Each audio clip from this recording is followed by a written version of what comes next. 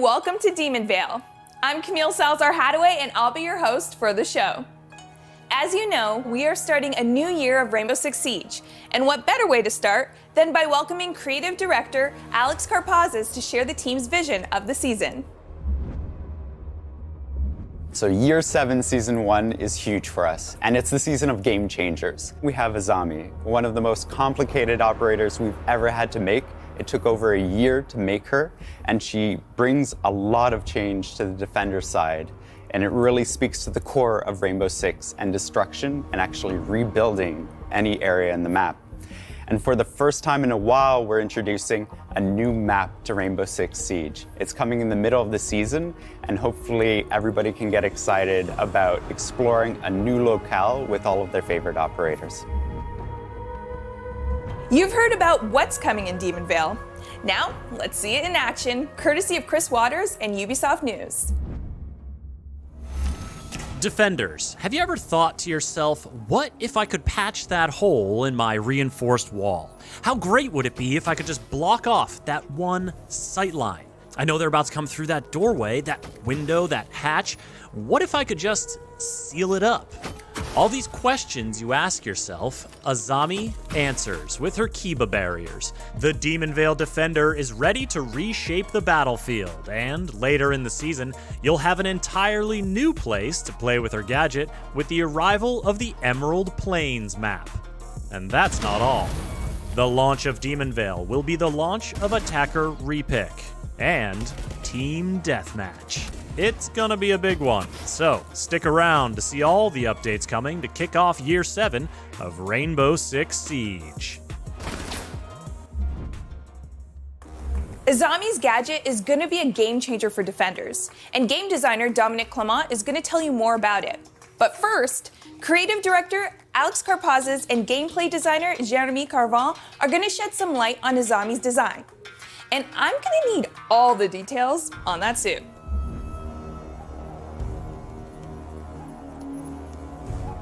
When we looked at Azami's visual identity, we actually looked towards the Japanese security police. So these are bodyguards that protect VIPs that are both domestic and international. But Azami is actually in the private sector. So we wanted to take a bit of liberty with her outfit, make sure that she can express that kind of duality of her nature. And that's how we ended up with this striking suit that Azami's wearing. When we wanted to talk about Azami's visuals, specifically her face mask, we wanted a bit of mystery there for her. This is a piece of fashion in Japanese culture that's existed forever, and we wanted to make use of it. So it was an ideal way of showcasing her kind of more hidden side. It's the first time in a while that we've actually hidden the face of a female operator, and this was kind of a unique opportunity for us to do that. We worked with our Japanese colleagues and poured through a bunch of kimono patterns and traditional patterns from the Japanese culture, and we actually settled on cranes because it was a nice kind of analogy for her gadget. The cranes are very powerful, and we kind of see that in her operator icon as well, where the crane kind of transforms into her gadget, which are the kunai. A big thing we're really happy to announce starting in Season 1 is a huge tech upgrade that we're bringing to the faces of our operators in the future. So this starts with Azami, where we've redone a whole bunch of things such as skin shaders, hair shaders, eye shaders. We've also upped the amount of poly count for the headgear and the face itself. And so you'll see a lot more life and a lot more detail in future operators. And because Azami's wearing a mask, we wanted to make sure that you could see the full kind of upgrade, and we're including this with our benchmark character, which was Thunderbird. So in Season 1, you're going to see Thunderbird and Azami both using this kind of new tech we've developed, and the team's worked incredibly hard to make sure we'll bring new life to our characters. So the main goal with this improvement of technology is not only to connect better with the characters, but also to make sure that we have all the tools necessary to have a diverse cast, that we're not held back by what kind of character designs we want. And so you're going to see this in our customization and our new operators that are coming in Year 7. I think the first part when we try to design a gadget is to really understand what is the gameplay mechanics behind it. What we were looking for was something super sharp, something that can stick into a wall, like pierce the wall and stay in place into it. The kunai came pretty naturally. That's a very, very iconic shape. And when we saw it, we knew that that was the thing we were looking for. The second part is the patch. For the patch, we were looking for something that can adapt to a lot of different situations, like collisions and props and so on. And so we went to internet and we were looking for the chemical reactions that we can find. And we found one that transformed a gas into something solid. And we decided to take that road. And that's why on the kunai, we added these two canisters. So one is for the gas and the other is the compound that solidifies the gas. And finally, the last part is the arm mechanism. Azami is a bodyguard. She's a very high fashion operator. So we thought that it was cool to hide something on her arm to add this mechanic to our dressing. So for the very first time in Siege history, we're going to have an operator that can patch up holes. Azami brings the Kiba barriers, which are a kunai-shaped device that you can throw, and when it sticks, it will release a gas that will quickly solidify into a bulletproof surface. So the idea of having an operator that can patch up holes is something that comes up pretty much every time you ask someone to come up with an idea for an operator. We've had many operators that can destroy the map in many different ways. When you think about Siege, you think about destruction, you think about how the map can really change all the way throughout the round. There weren't any ways to rebuild the map, and we come up with this idea of having something that you can throw and really be free in the way you want to deploy your patch. The role of Azami is really an anchor. She's an architect, so you want her close to the objective. You want her close to your anchor players so she can provide the necessary cover for them. You want her close to the walls that you're going to expect some form of breach. So you want her on site. That's where she's the strongest. So Azami is a total game changer. Literally. For the first time and ever, the defenders can actually protect themselves from vertical play, which is something that was never possible before. If you had a buck or a sledge right above you, making holes on the floor, you were kind of, in panic and you had to run away, you had to get out of there. There wasn't anything you could do, but now you can. Now you can throw a patch, you can throw a Kiba barrier there and actually provide you with some real cover vertically, which is something that it's completely new for Siege. You can patch a ace hole, Ibana hole, anything you can think of. You can also even patch up a hatch that's been open. The possibilities are really endless, and it's really something that would completely change the game. We're sure of that. So the loadout for Azami, in terms of primary, she's equipped with the 9x19 SVN, which is the SMG that most people would know as Kapkan's SMG. On other option, you can also bring the ACS-12, which is the sort of like auto shotgun that you can see on Maestro and Alibi. And secondary weapon, she brings the D50. In terms of generic gadget, she brings the impact grenades and barbed wires. So the reason why we went for the 9x19 SVN and the ACS-12 is if you want to play Azami as more of a frag centered operator, you want to make sure that you can, get your frags. You're going to go probably with the 9x19 SVN because it's a very good SMG, good rate of fire, low recoil, good mag capacity, so it's a very good gun to frag out. But you can also go with the option of the ACS-12, which still provides you with quite a lot of damage, but it's also going to bring a good amount of destruction. So for an architect, it's a very useful tool. The D50, it also brings a decent amount of destruction. So again, for an architect, it's a good thing to bring. The impact grenades, well, for someone that reshapes the map, it's kind of like a must-have. And we also gave her the barbed wires because the barbed wires are a very useful tool to reshape the flow of the attack. She works really, really well with operators like bandits because she can provide covers that weren't existing before. She can create bulletproof surfaces that can really protect a bandit that's actively trying to ban trick. Considering that you can use the gadget on pretty much any surfaces, you can also use it to block drone holes. If you have few areas on different maps like Consulate, where a garage door, it's the big door that's usually a bandit trying to bandit trick, and it's a very vulnerable place, and there's a drone right next to you that's begging to have a Twitch drone go through, a grenade go through, and really deal damage to your bandit. But with this gadget, you can actually block that hole, you can block the yellow stairs, and provide your bandit with plenty of cover to actively bandit trick and be relatively safe, actually. In addition, she can also work really well with Mira. With her gadget, she can actually create half reinforced wall.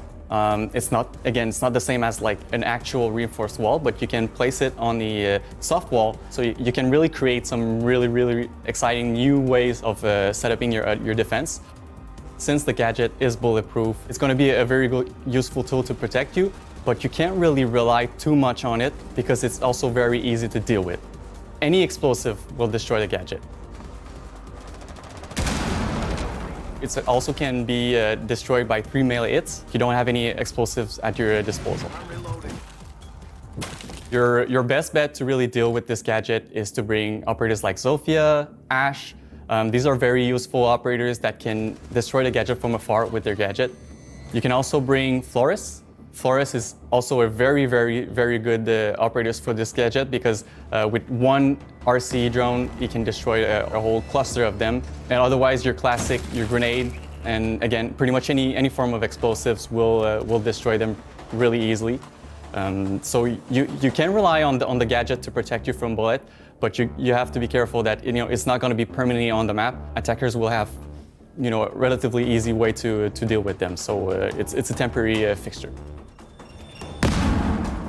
So many players will tell you that Velvet Shell is probably one of their favorite season. One of the reasons for this is because we introduced Mira, which was a huge change for the meta and a huge change for the way people actually played the game. And we're kind of hoping for the same thing with Azami. She brings such a exciting and such of a creative gadget that we're really hoping to see the game kind of like switch into a completely different ways of defending and completely different ways of setting your different sites and different defense. And it's very exciting operators to introduce into the game.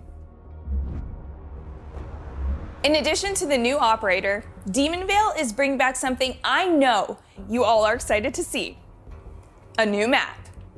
Let's get a close look at where you'll soon be having close encounters. Here's level designer Josim El Rene.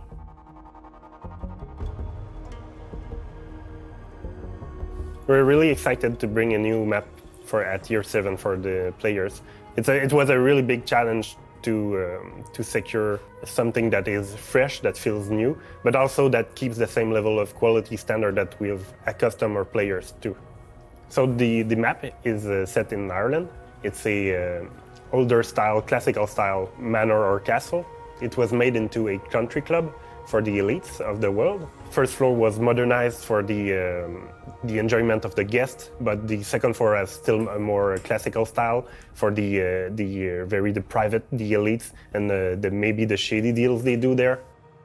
Coming back after so long creating a new map, it was hard to get a new starting point in terms of thematics and vibe that we wanted. Finding the location was a challenge for the team, but I think we really hit the target right in the bullseye and created something that is quite unique and enjoyable. We really wanted to take what we've learned with the old maps and really bring a new one with those learnings. I really like when I know where I am, I know what is coming next. That's something that is really important to make a map enjoyable, is that it's easy to learn. And the faster you get to know the map, the faster you'll get enjoyment out of it. And that's what we strove for. During High Caliber, the team debuted the lab test server with Team Deathmatch and Attacker Repick. For more on how that went, welcome back Deanna Stanley and a couple of familiar faces.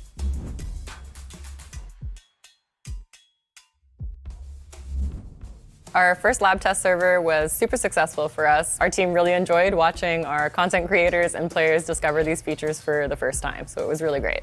We showcased Team Deathmatch and Attacker Repick. The reaction we got from the community was really positive, so we're going to be able to announce today what's coming for those two features.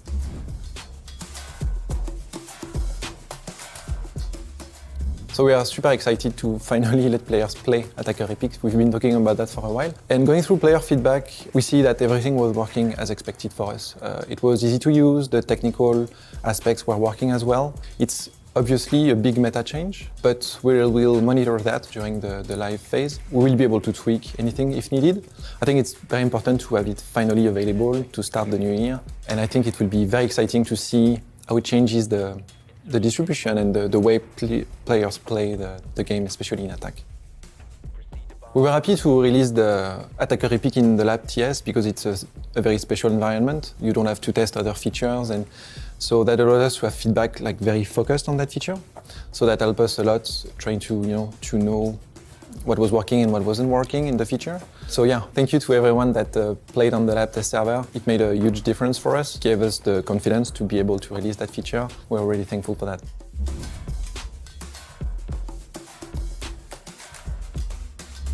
So last December, we had our first TS Lab in which we introduced Team Deathmatch game mode. We had a blast watching players run around the different maps with different operators and different combination of many of the same operators, and just have a blast on this game mode. And we collected a lot of feedback on this game mode. And it was super fun to read all the feedback. It was honestly overwhelmingly positive, which is why I'm super excited right now to announce that, well, this game mode is going to be coming in this season with all the awesome content that we've already announced. This is a permanent game mode, so this game mode is here to stay. And we're super excited for you to jump in and get more people to experience this awesome game mode that we worked on.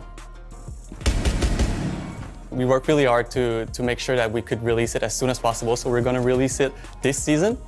But do expect more update following the release, such as we know that you want to see more maps to be added in the game mode. We're working on this.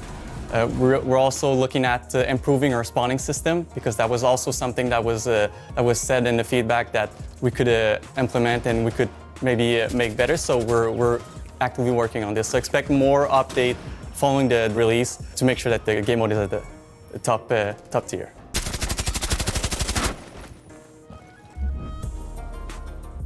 Okay, this next one is for folks who play as Goyo, or who play against Goyo.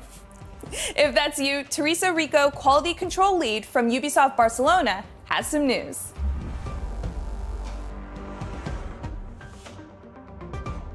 Currently, Goyo's explosive canister is attached to a deployable shield, which allows defenders to use the gadget more aggressively and hold the strong positions from behind the shield. The main issue we've spotted with the current system was that Goyo was picked mainly because of the shield. And the meta evolved in a way that he became an issue for competitive, because attackers needed a lot of explosive and utility just to deal with him. Additionally, he was designed to be an alternative for smoke, but he wasn't used like that. The main change we are introducing in Goyo is removing the shield. So now the gadget will be only the explosive canister. This should encourage players to use it for what it was designed, time and area denial. We are also increasing the number of canisters, because you will need to replace them, so it is less reactive than a smoke, and maybe not all of them will be impactful during the round. Finally, we are tweaking the canister's fire. The area will be bigger and it will last longer to compensate the lack of adaptation during the action phase. Our objective is to bring Goyo back to his original role, area denial. With the new behavior, his role should be clearer, and it should be easier to understand how and where to place the device. As Goyo, you should share your resources by placing the gadget where your teammates can use it, because it will be hard to control all of them. You are kind of giving them the ability to slow down the enemy. With this new version, the strategy and ability to cooperate will determine who is a good Goyo player. We've got one exciting loadout update for you. For more details, here's Sébastien François, UX designer.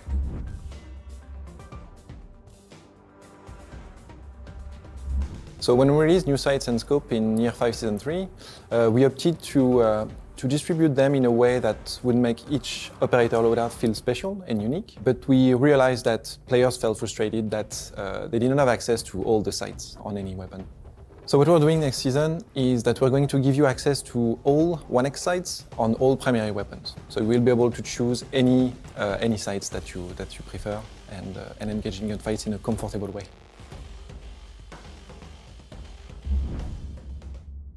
Our PC players have been using the match replay feature to analyze tactics and strategy, learn from their mistakes, and create content. And we're happy to announce that console players can now do the same. Here to introduce match replay on consoles is project manager Mihai Lakatush.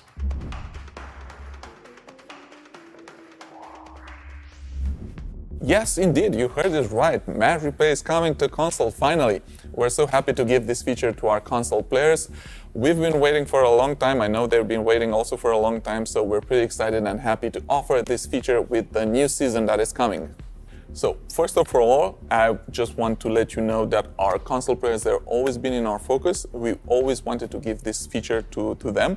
It's just that on console, we want to have a certain degree of quality. So if you remember when we first released Match Replay on PC, it was in an alpha version, meaning it was in a rough state. But since then, we improved a lot. We did a lot of optimizations and, we added new features to it. So we believe now we're in a better spot. The development was a bit tricky, just because Rainbow Six, it's a very complex game that has a lot of underlying systems like, for sounds, for visual effects, for distraction, you name it. What we're doing, we're taking each system one by one and we make sure we can record it and play it back accurately. And this will translate in taking a lot of time. So this is why there was a delay between PC and console. On console, we have some constraints when it comes to disk space compared with the PC platform. So this is why we will be able, with our first version, to guarantee you that you will have your latest 2 hours of your gameplay available. Also, we're gonna still keep the 12 replays, maximum amount of replays, but your latest 2 hours will be there. So after these 2 hours, when we reach this limit, we will start deleting your oldest replay. But be assured, your 2 hours are there to be watched and create your awesome moments. Demon Veil will also be launching with some new player protection measures, and Emmanuel Larive from the player behavior team is here to tell you more.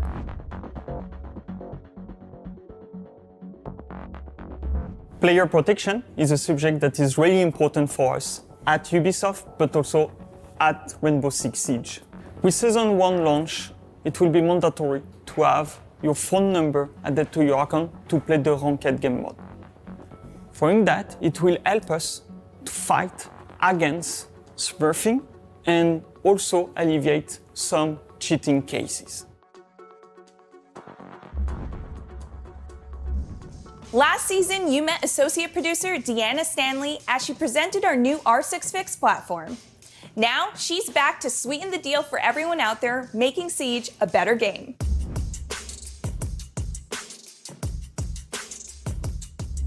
So the launch of R6 Fix 2.0 went really well for us. We saw a lot of engagement from our players. We saw a boost in tickets created, especially right at the launch. So we were super happy with how it went. So it's been super helpful for the dev team, specifically when users have been raising these issues, especially for those rare, harder to pin down issues. We're really appreciative to our community. We consider that the launch was a success.